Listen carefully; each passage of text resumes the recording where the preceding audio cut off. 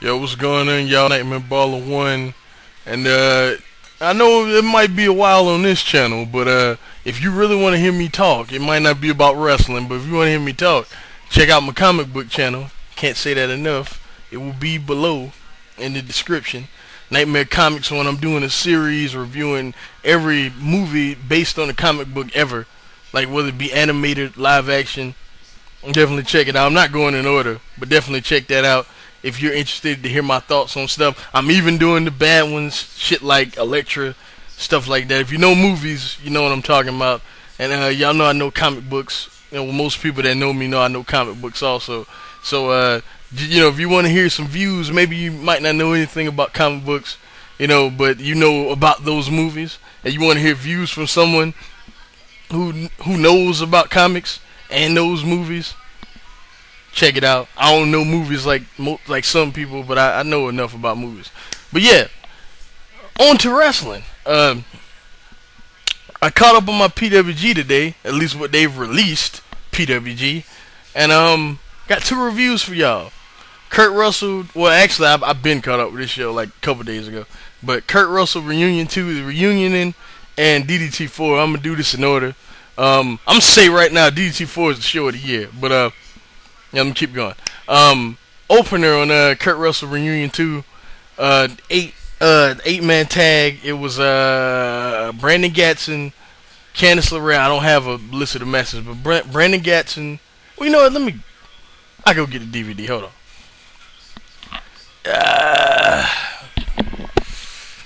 All right, okay. Brandon. All right, first 8-person tag match. Peter Avalon, Caleb Konley, Jake Manning, and ODB versus Cedric Alexander, Brandon Gatson, and Candice LeRae, and Willie Mack. This was fun, but it was, you know, it was normal. You know what I mean? It was like your typical PWG type stuff. I'd say like 2 3/4 stars. It was part of the match that was real broken. And I mean, it was alright. It was what it was. Next we had a straight up spot fest. Mr. Águila versus Rey Bucanero. It was a straight up spot fest, and that ending was weak for all the stuff we saw. Like 2.5 stars, and that's fucking being nice. It was a spot fest, like straight up. It was some nice spots in this. I won't front. It was some nice ones, but it was a spot fest. 2.5 stars. Alright, then we got a terrible. This match was terrible, horrible. Fucking Shane Helms and Joey Ryan. This was so bad. Oh, it was so long and so boring, and it was just, this is awful, like 1.5 star, and I'm being nice. This match was awful. One more time, awful. Alright, next we had Low-Key versus Davey Richards. A lot of people were real high on this match. Honestly, I thought it was like the 3rd best match on the card, to be honest with you. But you know, I mean, it was cool, but you know, it was. Ain't nothing more but them kicking each other, and you know, it was cool. And I ain't gonna say it was bad. It was cool. Like 3 3/4 stars. I ain't quite think it was great. That's just me. But you know, I mean, whatever. You know, if you really like this match, I can understand why. It is exciting. Yeah, I mean, especially down the stretch. My favorite part of the match is one of my highlights of the show. Low-Key does this spot. If y'all can hear TV, that's my grandmother's TV.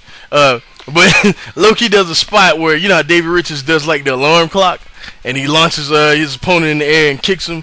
Low-Key did a spot where he reversed that into like a double stomp on Davey Richards' leg. That shit made me mark out hard. That was great. I really like the finish too. 3 3/4 stars. I mean, it's an exciting match. I just thought it lacked something, you know. I don't know what, but I just thought it lacked something. Then we got something that went on for far too long. It felt like forever. This should have been like 3 minutes at the most. At the most 3 minutes.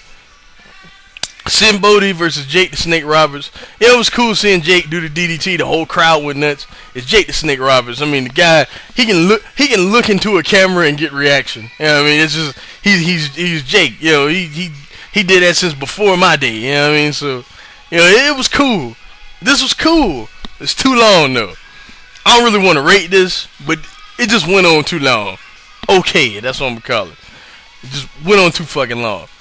The next we got something else that went on too long. This Legends Battle Royal, and this right here is not PWG's fault. It's pretty much, you know, them teaming with RussellReunion. They had to do something like this. You know what I mean? But Like this shit here, man. Like it was just too long, and they couldn't use the wrestlers' music because copyrights and all that stuff. So it was like the PWG theme all over it. I mean, it wasn't horrible. It wasn't the worst thing in the world I saw. It was kind of cool seeing like a lot of these people in the ring together. when it came down to Piper and Funk, I was really into it. I really liked that. So as Funk grabbed the mic, let's say a prayer. All the people in the audience get home safely. And let's say a prayer that I'm the better man tonight. Something like that. He said he hit it with the microphone. Say it, Piper, say it. That shit was awesome. But the match itself, it was long. It wasn't horrible though. I don't really want to rate this either. I just call this also okay. You know what I mean? It was just far too long though. Far too long. I think it was like 30 minutes or something like that. I know it's a battle royal, it's supposed to be long, but it felt long as fuck. It really did. The next we had Chris Hero versus Kevin Steen. It was a great match. I really loved this match. I loved towards the end how Steen would not stay down and he would not die. Hero took a great bump on the apron. It was just kind of beating shit out of each other, man. I really enjoyed this match. This is a great match. 4 stars. Really enjoyed it. Second best match of the night. And then we had the Cutler brothers. We had the point of this match was the winner of this match got a guaranteed spot in the DDT4. They explained on DDT4 that the loser of this match would not be in DDT4. But pretty much all these teams except the loser of the fall, which I'm not gonna ruin. You know what? Fuck it. I guess I might as well. I'm about to review that show. The Fightin Taylor boys lost the fall, and the RockNES Monsters won the fall. And the Fightin Taylor boys weren't in the tournament, but the RockNES Monsters were guaranteed a spot in the tournament. This is a very fun match. I like the spots in here. It was a spot fest. I won't even front with you. Well, it was some parts, but not really. But it was spotty. I won't call it a spot fest, but it was spotty. I like the ending a lot. I give it like 3.5 stars. It was fun. I mean, it was fun. The next we had the match of the night. In my opinion, the best match of RussellReunion weekend, including the ROH shows. Yes, I said it, and I called it pretty much. Claudio Castagnoli versus El Generico, PWG World Title on the line. This match is fucking great. I love the psychology with Generico's knee. Anybody that calls my boy a spot monkey, look at this match because the psychology with his knee was great. He couldn't do his dive over the top. He had to climb the top rope and then do the dive. And then at first he went for the brain buster and he couldn't do it. But later in the match he did it off 1 foot. It was like, and the crowd went nuts for it. And then he kicked out of everything and it was cool. The near falls were great. And the counter off the top rope with the Hurricane Run. I know I'm giving up spots and shit, but I was really fucking into this match, yo. 4.25 stars. This is like one of my favorite matches. One of my favorite matches of the year. Not my match of the year, of course not. My match of the year is Mercedes Martinez and Broad from WSU show. I forget the. I'm sorry, my mind's drawing a blank right now. That match is great, but okay, let me quickly, because I know Honor Hammer 26 made a video about it. But LV came on here and gave it 5. It's close to it. Like, the thing is though, to really grasp like how important and great that match was, it's from WSU The Final Chapter. I think that's the name of that show. Yeah.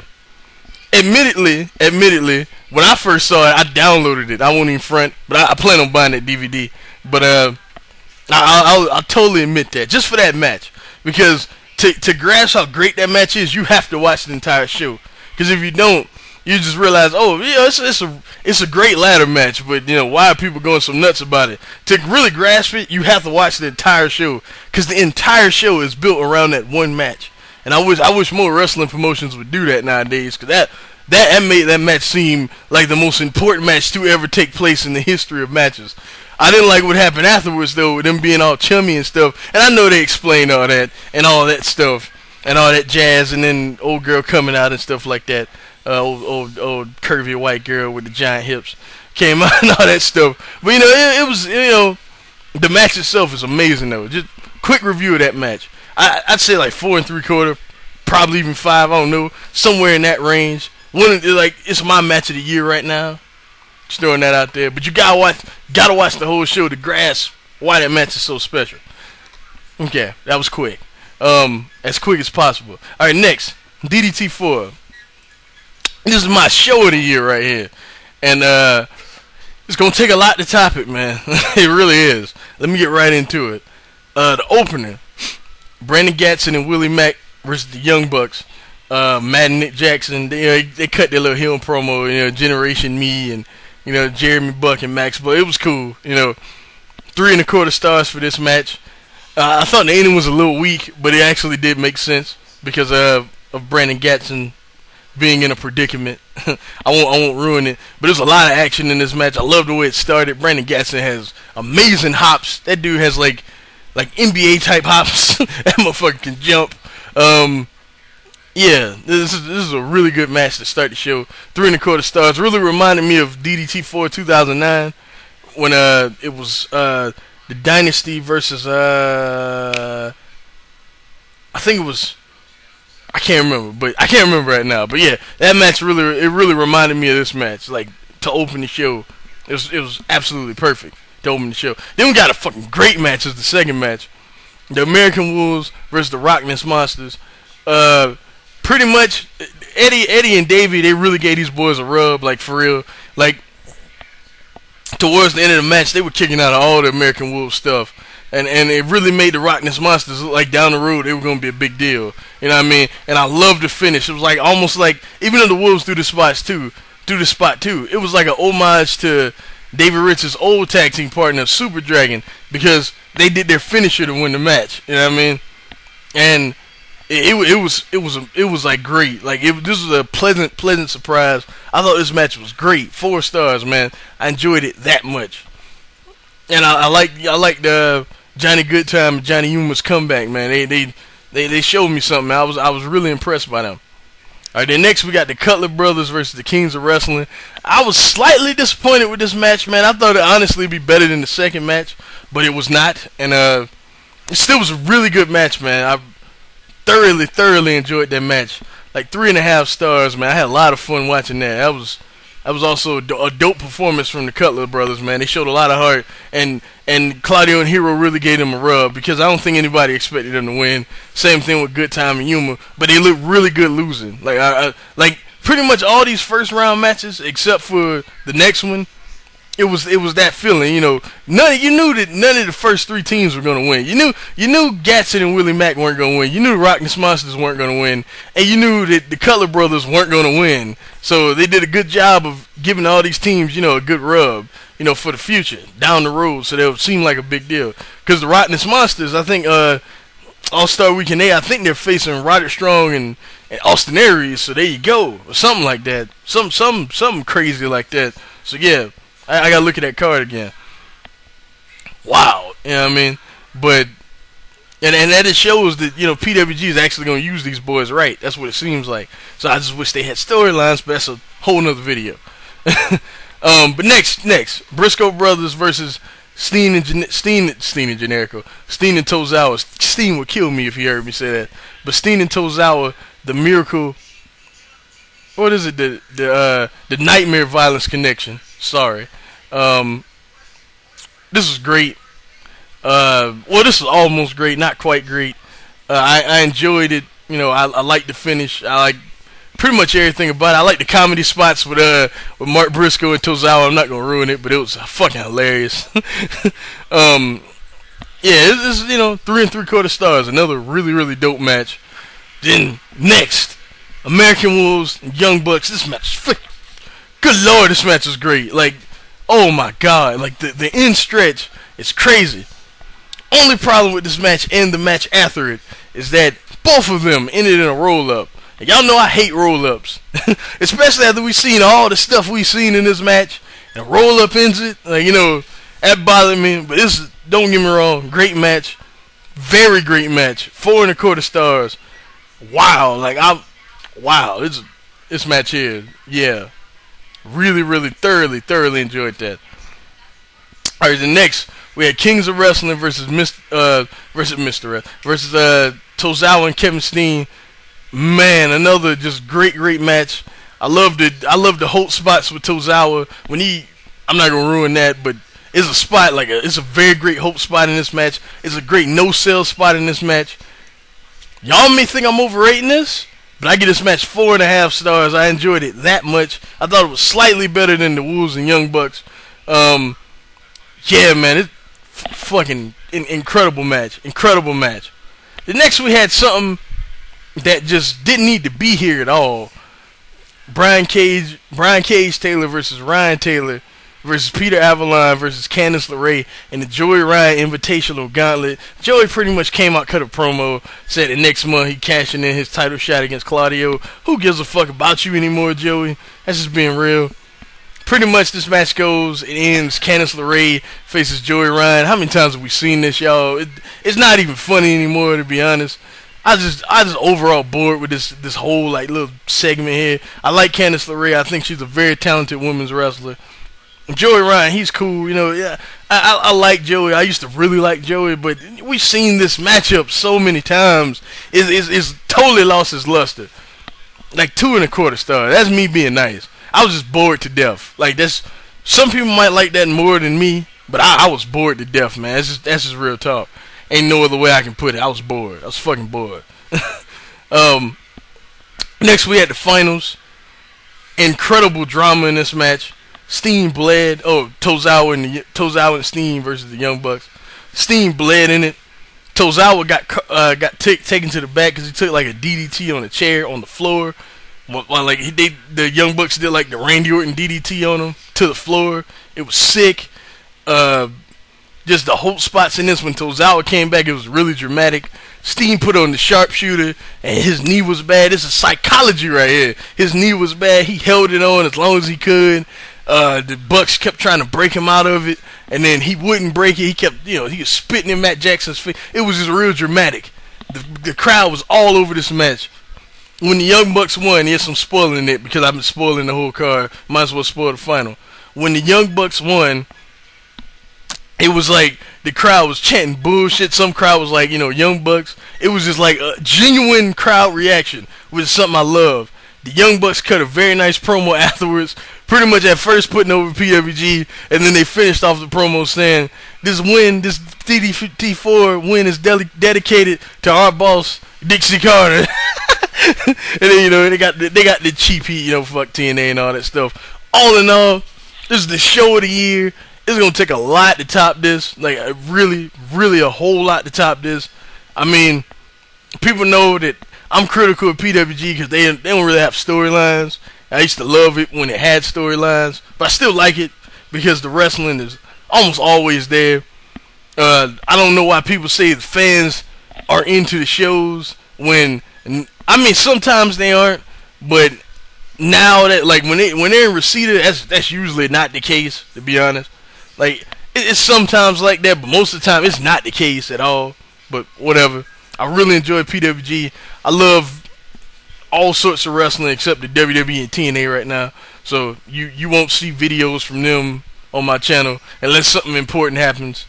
But I was going to do a review of the draft. That shit did not happen because I thought it was just not worth it. Especially that John Cena stupid shit, that waste of a pick that they put on the air when that could have been somebody that got drafted in the supplemental draft, like Sheamus or some shit.